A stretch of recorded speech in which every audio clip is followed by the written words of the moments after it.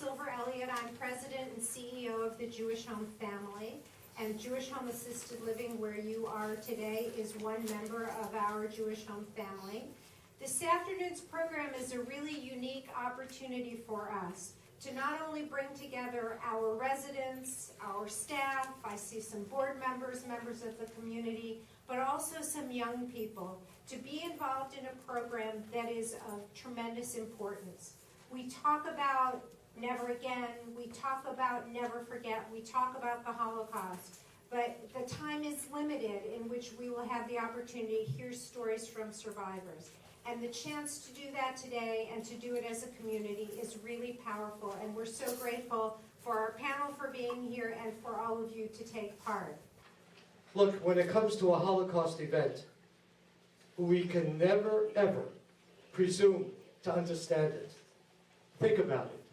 Boys and girls, residents, we can't imagine 1 second of the pain, the horror, the fright that any Holocaust survivor went through. It's impossible. Nevertheless, we need to hear their story. And there's a good reason we need to hear their story. When I was about your age, most of the students here, I learned about the Holocaust because it was a time of the capture of Eichmann. And my mother had a softcover book which detailed the trial. My mother also had a number on her arm, and that's when she began to tell the story of what she endured. And again, I can't ever hope to understand even 1 second of what she endured. My main message is to the students of Temple Emanuel and all the other students that are here. I want to tell you something. Someone wrote a book called The Greatest Generation, about a prior generation. It's not true. Every one of you is the greatest generation. God has made you all handsome, all beautiful, all bright, all determined. And I'll tell you why I'm telling you that. My generation messed things up. We left a world of crime, poverty, Holocaust. You are the doctors of the world. Your job is to heal the world. Each one of you has to use your talents, your gifts, your ambition, your drive, your religious devotion to make this world a better place. Just your participation today alone will motivate you to make this world a better place. In the words of Anne Frank, she said as follows: everyone has inside of him a piece of good news. The good news is that you don't know how great you can be, how much you can love, what you can accomplish, and what is your potential. I bless you all to be the best doctors in the world.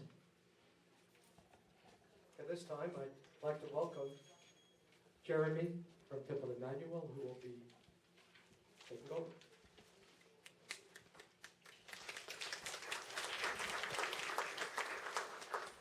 Hello. Our panelists have been asked to respond to 3 questions. There will be time for additional questions from the audience after they have spoken. The 3 questions are, number 1, please tell us about your childhood. Number 2, what happened to you during the Shoah or the Holocaust? And number 3, please tell us about your liberation after the war. Harry Pillow was born in Brussels, Belgium, and was hidden from May 1941 until after liberation. He attended elementary school in Belgium and began middle school before the Nazi occupation. He completed his education in Texas after the war. He has a degree in international business and worked for 11 years in Taiwan. He has traveled throughout the world. He ultimately settled in New Jersey. He has been married for 55 years and has a son and 4 grandchildren. He is now retired and lives in New Jersey and Florida. He enjoys fishing, reading, and playing bridge. He is a member of the Holocaust Council of Metro West of New Jersey. As, was it Jeremy? whoever, whoever explained. I was born in Belgium just when Belgium had been occupied by the Nazis in 1940, in May of 1940. I was born in 1941. My father was a French Catholic. My mother was Jewish from Poland originally. My mother had come to Belgium in 1936 and met my father in a store that he owned, because that particular store was managed by my uncle. They got married shortly thereafter. I was born in 1941, as I said, just when all hell was starting to break loose in Belgium. Initially, my father was able to continue working. Not being Jewish, he didn't have to wear a Jewish star. My mother, on the other hand, had to wear a star. And shortly after that, both my father and my mother joined the underground, the partisans in Belgium, who continued to fight the Nazi occupation. They would distribute leaflets. They would get supplies to the partisans who were out in the woods, and so on and so forth. When I was 6 weeks old, I was given to a Catholic couple who were friends of my father. They had no children. The man, Gerard, was a teacher at the university in Brussels. He taught men's fashion, which is how he and my father had become friends over the years. As I said, these people had no children, and Gerard was a double agent, meaning the Nazis thought that he was working on their behalf. Actually, he was gathering information and sending the information, whatever he could get, over to England. He had a radio transmitter in the coal cellar. In those days, all heating and cooking was done with coal in Belgium. So he would go down after entertaining Nazi officers and government officials in the house, and then transmit information over to the Allies. Additionally, pilots, American, British, Canadian pilots, who would get shot down over Belgium during bombing runs against the Nazis. If they were shot down, many of them were brought over to our house, and they were hidden in the attic and then smuggled at night over to the Belgian seashore, where fishing boats would then take them back to England. I generally had a very happy childhood because I didn't know what was going on at the time.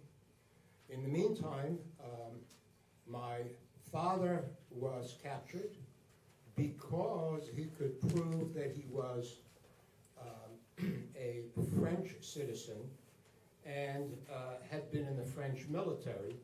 They sent him to a POW camp outside of Hanover, Germany. My mother was captured 2 weeks later during a Gestapo run and was sent off to various concentration camps, the last being Auschwitz.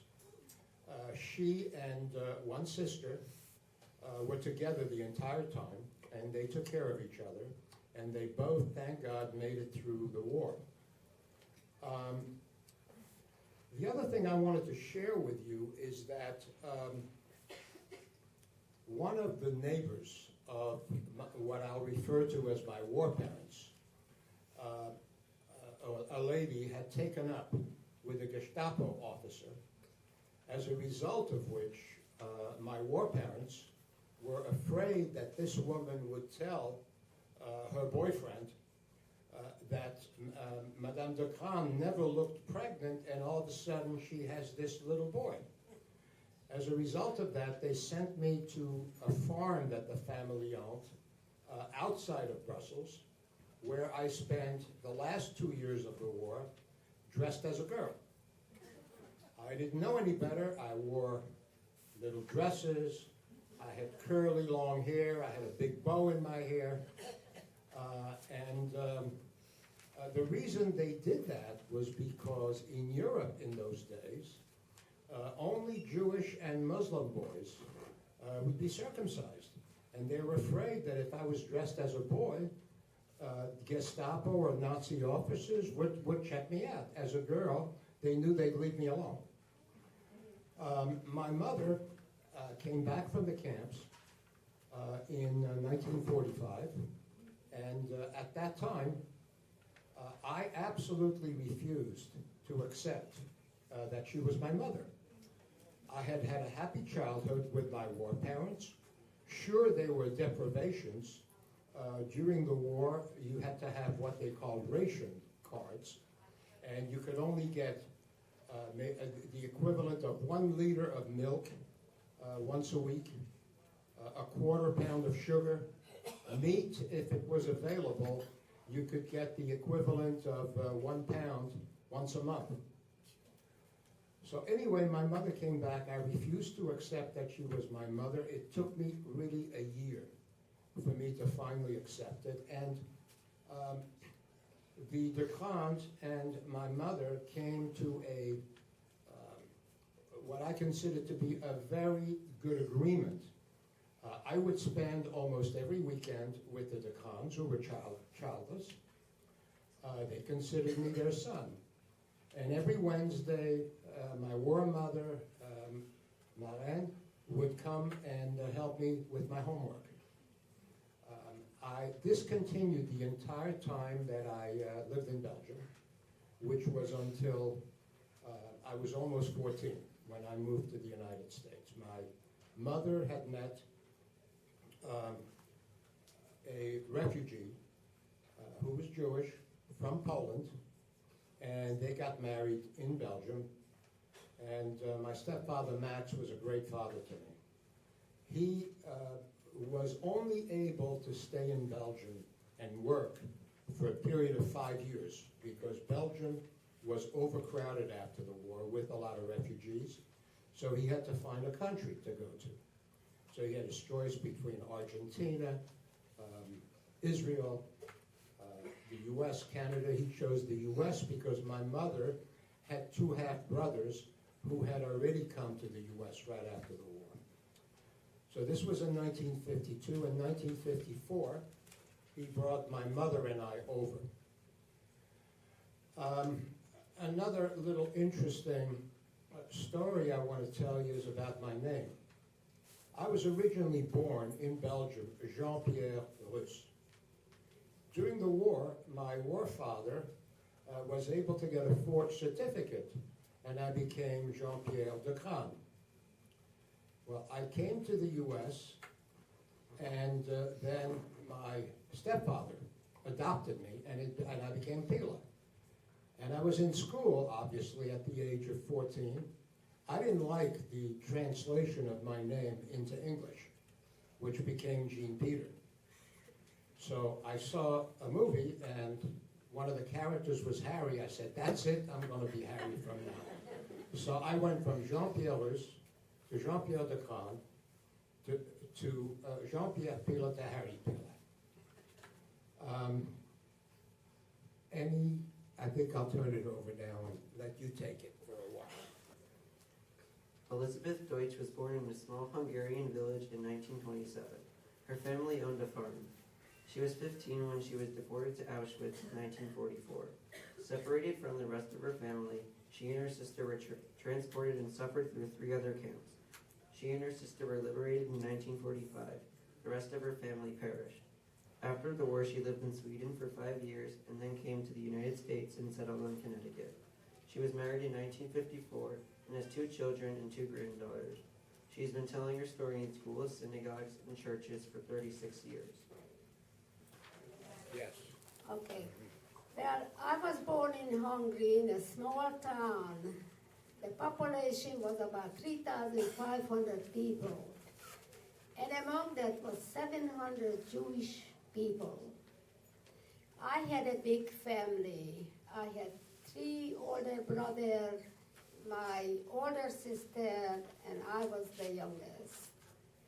My father came from one of the 11 children, and my mother came one of the 6 children. So it was a big and loving family. And I learned so much when I was growing up from my parents.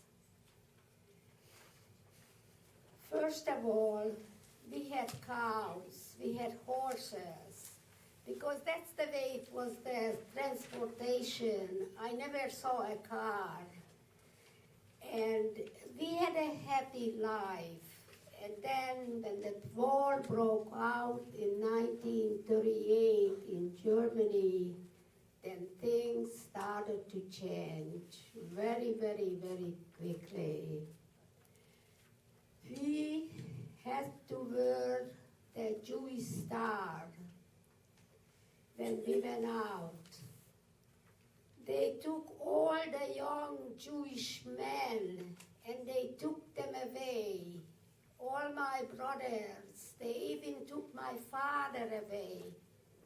And it was so, so difficult for my mother to take care of everything what my father used to do. And we didn't even know where they were.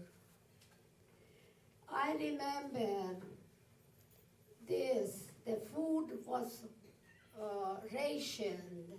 We had to stay in line for flour, for sugar, and many, many other things. Then we couldn't leave our town anymore. And this happened in 1944 in March, when the German SS men invaded Hungary. And then it got to be very, very bad. And I remember that year our Passover was so early, end of March, it was finished already.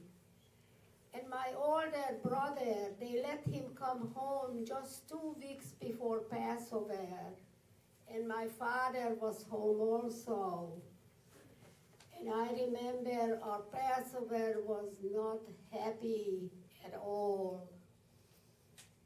It was a Saturday night we finished the holiday, and we had a knock on the door. I was so afraid. I would hide under the dining room table because I don't know who was coming. It was our Jewish neighbor who came to tell all the Jewish people that we had to get ready by Monday morning, and we had to meet in the synagogue. You could imagine, we didn't even have bread in our house. We left the Passover dishes where it was. My mother and my sister, they got up very, very early Sunday morning, and they tried to bake some bread. At least we could bring some bread with us. And also my mother told me I should put on more than one dress, more than one underwear, so we could carry less in our hands. Well, Monday morning came very, very fast.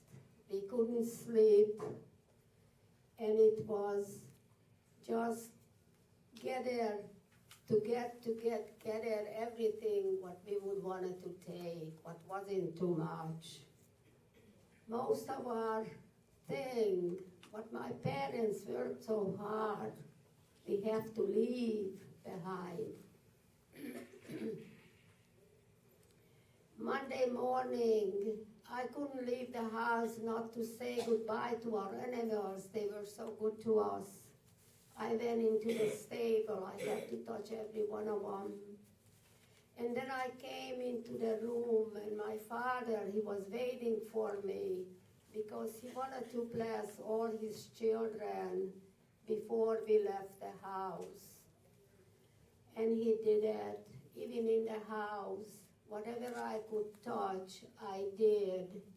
I kissed the prayer books. And when we left the house, we kissed the mezuzah on the door. And we locked the door. I don't even think my parents bothered to with the key to lock it. Everyone was walking up to the synagogue. It was so sad, and carrying that little package in our hand. When everyone was there, then we had to walk to the railroad station. The gendarmes, the policemen in Hungary, wasn't very, very kind at all. They made us go very fast. Then they made us sit down and get up fast and walk on. But people who couldn't get up fast, mostly the elderly, they would hit them. That was so sad. And the Sunday before, from our other town, people were walking over our town to go to the railroad station. I would